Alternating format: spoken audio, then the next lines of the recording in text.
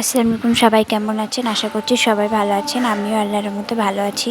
আমি এখান থেকেই আজকে ভিডিও শুরু করলাম। এটি হচ্ছে শুক্রবার, সবাই মিলে রান্না করতে চলে এলাম রান্নাঘরে। এখানে অলরেডি একটা তরকারি রান্না বসিয়ে দেওয়া হয়েছে রান্নার জন্য।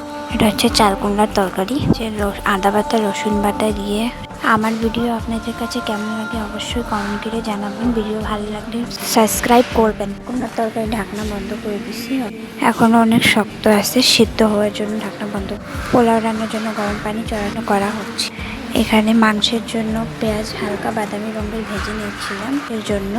আর এখানে পোলাও রান্না করার জন্য আদা বাটা রসুন বাটা সব রকমের বাদাম বাটা দিয়ে এখানে ভালো করে নাড়ে দিয়ে সব ভালোভাবে কষাই নিতে হবে যতক্ষণ না আপনার কাঁচা গন্ধ চলে যায়। হয়তো বলতে পারবেন কি আমি রান্না করতেছি, না, আমার আম্মু রান্না করতেছে। এগুলো সব মিলে আমি রান্না করতে পারি। ভালোভাবে কষাই নেওয়া হচ্ছিল কাঁচা গন্ধ না থাকে না জন্য, কাঁচা গন্ধ না যাওয়ার পর্যন্ত কষাই নিতে হবে। আর এখানে আমার আম্মু শশা কাটে রাখছিল পোলাওয়ের জন্য, পোলাওয়ে শশা না থাকলে।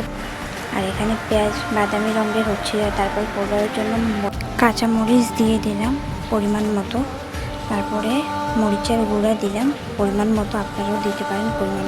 মশলা দিয়ে ভালোভাবে কষে নিচ্ছিলাম। তারপর লবণ স্বাদ মতো সবগুলো দিয়ে তারপরে বিরিয়ানি মশলা দেওয়া হচ্ছিল। বিরিয়ানি মশলা দেওয়ার সবগুলোকে ভালোভাবে কষাই নিতে হবে যতক্ষণ না মশলা থেকে তেল ছাড়ে। মশলাকে কষাই নিচ্ছিলাম ভালো করে।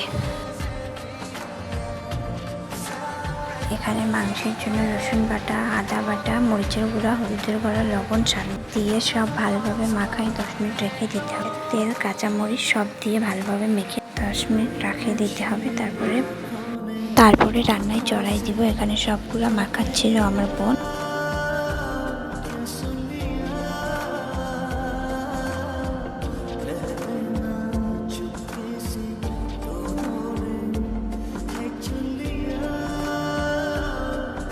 এখানে বাড়িঘর গোছানো মোছামুছি সব কাজ শেষ হয়ে গেছে, প্রায় শেষের পথেই ছিল। এখানে আমি ভিডিও করতেছিলাম। এটা হচ্ছে আমাদের ডাইনিং, আর এই রুমটা হচ্ছে আমার ভাইয়া থাকে এই রুম।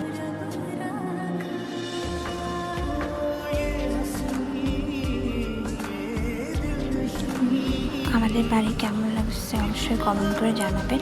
এটা হচ্ছে অনলাইন থেকে অর্ডার করছিলাম, কেমন লাগছে জানাবেন অবশ্যই। এটা হচ্ছে আমাদের রুম, আমি আমার বোন থাকি এই রুমে। কেমন লাগছে আমাদের রুম অবশ্যই জানাবেন। তারপরে যাচ্ছিলাম এটা বাইরের দিকে, আমার বাবা আসছিল তো গেটেই দাঁড়াচ্ছিলাম। এখানে সব মাংস সব মশলা দিয়ে 10 মিনিট রাখার পর ওখানে পেঁয়াজ ভেজে ওখানে দিচ্ছিল। আর এখানে আচার লাগাই। আমাদের আচার দেওয়া শেষ। আপনারা কে কী আচার দিছেন বা দেননি অবশ্যই জানাবেন কমেন্টে। দেখতে কেমন হয়েছে সেটাও আপনারা জানাবেন। অবশ্যই খেতে পাবেন না। আর এখানে পোলাওয়ের মশলা সব কষানো শেষ। এখানে গরম পানি দেওয়া হচ্ছিল পরিমাণ মতো। এখানে পানি দিয়ে তেজপাতা দিছে, তেজপাতা দিয়ে ভালোভাবে পানি ফুটানো পর্যন্ত, তারপরে চাল দিয়ে দিবে।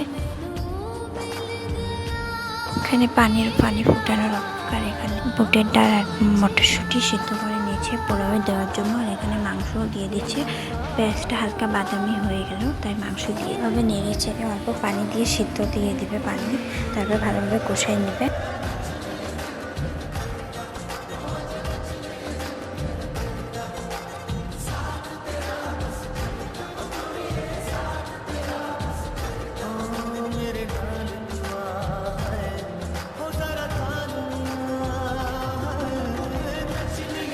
তরকারিও হয়ে গেছিলো এখানে, তাই ঢেলে নিবে ফুটফুটার চাল। এখানে পোলাওয়ের পানি গরম হয়ে গেছিলো, তো পোলাওয়ের চাল দিয়ে দিল, দিয়ে ভালোভাবে নেড়ে হালকা আঁচে রেখে দিবে। এখানে কালারটাই ভালো আসছিলো, গন্ধই ভালো আসছিল। খেতে কেমন হয় সেটা তো আপনাদের অবশ্যই জানাবো। ভালোভাবে নাড়ছিল আমার আম্মু। আপনাদের কার কার পোলাও ভালো লাগে অবশ্যই জানাবেন, বা বিরিয়ানিও খেতে ভালো লাগে সবার। আমার অনেক ভালো লাগে খেতে। এই শুক্রবারের দিন পোলাও ছাড়া তো মনে হয় শুক্রবারে নেই, হয় না আমার।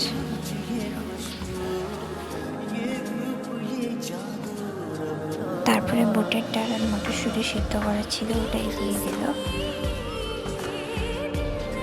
তারপরে গুঁড়া দুধের প্যাকেট ছিল, ওইটা গুঁড়া দুধ দিয়ে করার স্বাদ ভালো আসে জন্য সবগুলো দিয়ে ভালোভাবে নাড়ে। তারপর কম আছে সিদ্ধ করতে ছাড়া দিবে, ওটাই দিয়ে হয়ে যাবে।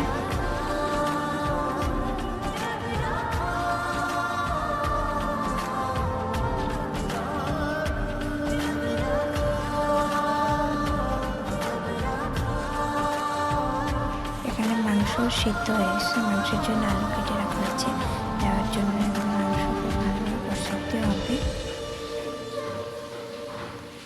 এখানে আসে, গোসল করে আসে দেখি পোলাও রান্না শেষ। তা ওপর দিয়ে বেরেস্তা দিচ্ছিল আর আম্মু। বেরেস্তা দিয়ে পোলাও ভালো লাগে খেতে। এখানে আমার ভাই যাচ্ছিল নামাজ পড়তে, ওকে বললাম আয় ভিডিও করবো, ওই পালাই গেল, বাইরে দিয়ে যাচ্ছিল। ওয়েদারটাও ভালো ছিল মাঝামাঝি। গোসল করার পর আমি আমার আম্মু মিলে গেলাম ছাদে কাপড় নাড়তে, আর কাপড়গুলো যে শুকায় গেল তুলতে। তো আমি আমার আম্মু যাচ্ছিলাম, অবশ্যই এটা হচ্ছে আমাদের বাইরের দিকে। কারণে শুকনো কাপড়গুলো তুলবো, ওয়েদারটাও ভালো ছিল, মেঘলা মেঘলা ওয়েদার, বৃষ্টি পড়বে মনে হয় এমন। তারপর নাড়িয়ে দিলাম, বাতাসে শুকাবে কাপড়। এটা হচ্ছে জামের গাছ, অবশ্য জাম ধরছে দেখা যাচ্ছে না নিচনে। সবাইকে ফুলের শুভেচ্ছা নেন, কী ফুল অবশ্যই জানাবেন এটাও। তারপর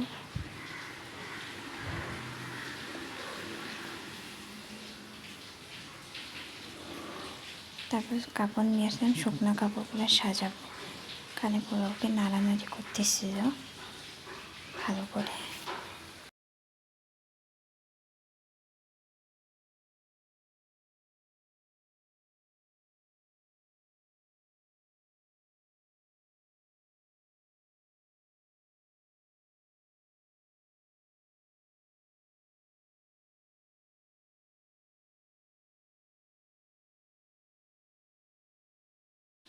এখানে সবাই মিলে দুপুরে খাওয়া করতেছিলাম।